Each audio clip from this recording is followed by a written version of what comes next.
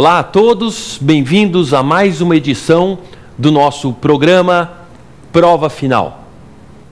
Meu nome é Agostinho Zequim Pereira, sou professor da rede LFG nas matérias Direito do Trabalho e Direito Processual do Trabalho, e esse programa é trazido até você justamente por uma parceria entre a rede LFG e a TV Justiça.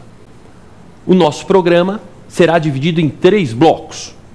O primeiro bloco é uma breve exposição do tema que eu escolhi para vocês hoje.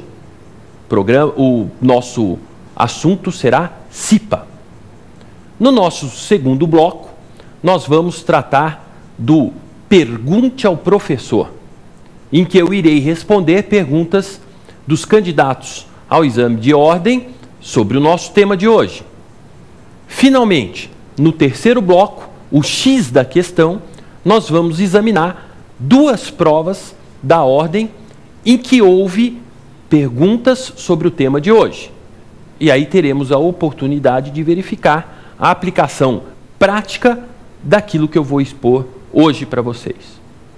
Vamos, portanto, tratar do tema do dia, CIPA.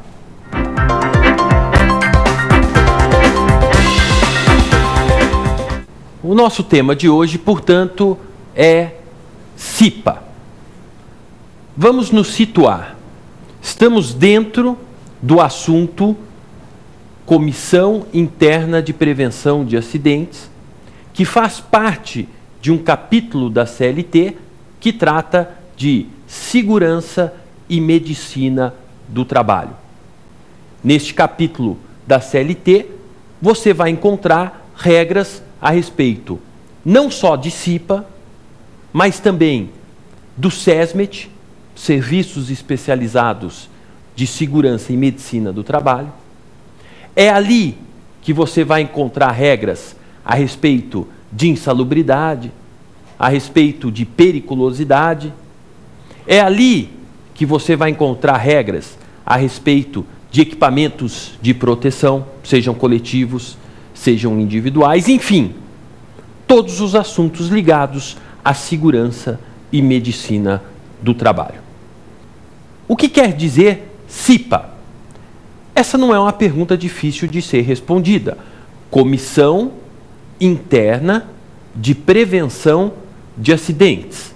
Ou seja, é uma comissão criada dentro da empresa que tem como objetivo tentar prevenir os acidentes do trabalho. Todas as empresas são obrigadas a constituir CIPA. Numa leitura do artigo 163 da CLT, nós poderíamos responder que sim, porque consta da consolidação que é obrigatória a constituição de CIPA. Contudo, a CLT traça apenas as regras gerais, elementares sobre esse assunto. Se nós quisermos nos aprofundar sobre o estudo CIPA, nós vamos ter que buscar a chamada norma regulamentadora número 5 do Ministério do Trabalho e Emprego, a conhecida NR5. E é ali, na NR5, que você vai encontrar os detalhes a respeito de CIPA. Mas como a sua preocupação é passar no exame da OAB, o que geralmente é perguntado nessa prova é aquilo que consta da CLT e não da NR5. Por razões óbvias, a NR5 tem um texto extenso. Então não é o foco, não é o objetivo da OAB que você vá descer a minúcias procurando na norma regulamentadora todas as regras a respeito desse mesmo assunto.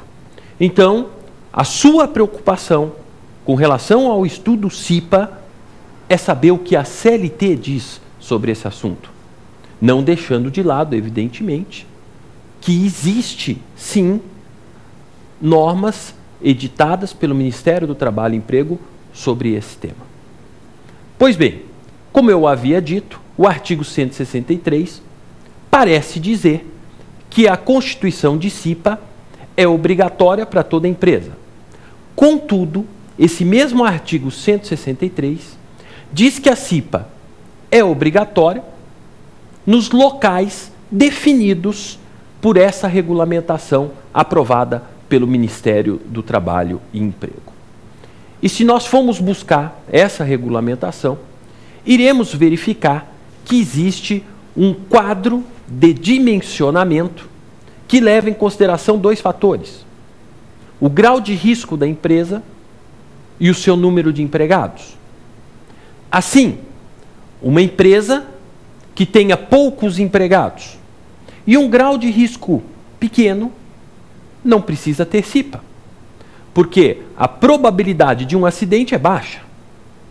Contudo, conforme aumenta o número de empregados e conforme aumenta o grau de risco, passa a inserir esse quadro de dimensionamento, e aí sim a empresa pode vir a ser obrigada a constituir CIPA. E outro detalhe: conforme vai aumentando ainda mais o número de empregados, conforme vai aumentando ainda mais o grau de risco, a CIPA vai aumentando de tamanho.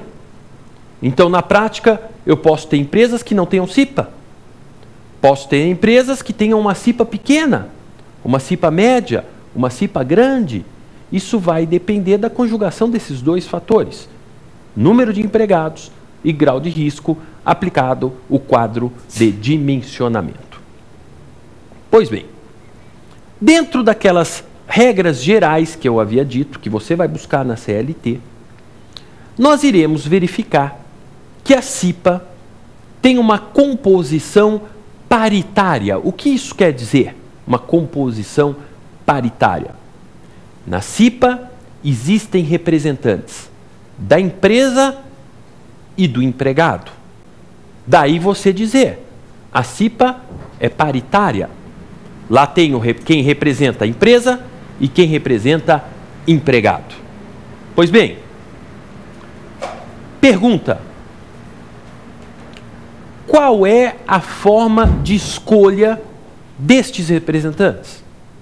Como é feita a escolha do representante da empresa e como é feita a escolha do representante dos empregados?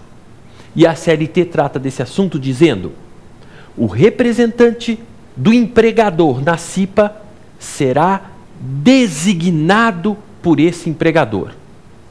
Ou seja, o empregador escolhe quem é o seu representante. Já o representante dos empregados na CIPA será eleito pelos próprios empregados, por meio de escrutínio secreto. Então, aqui você já tem uma distinção de suma importância: a forma de escolha do membro da CIPA. O representante do empregador será por ele designado. O representante do empregado será eleito pelos próprios empregados. E aí todos podem participar, independentemente de filiação sindical. Outro ponto importante a respeito da CIPA é que, tanto na representação do empregador, como na representação dos empregados, nós teremos membros titulares e suplentes. Então, quando eu falo em composição da CIPA, eu terei metade da CIPA representando o empregador, a outra metade representando os empregados. Dentre aqueles representantes do empregador, eu tenho os membros titulares e tenho os membros suplentes. Dentre os representantes dos empregados, a mesma coisa. Eu terei os membros titulares e os membros suplentes. Sendo que tanto os titulares quanto os suplentes do empregador serão designados. Os titulares e suplentes dos empregados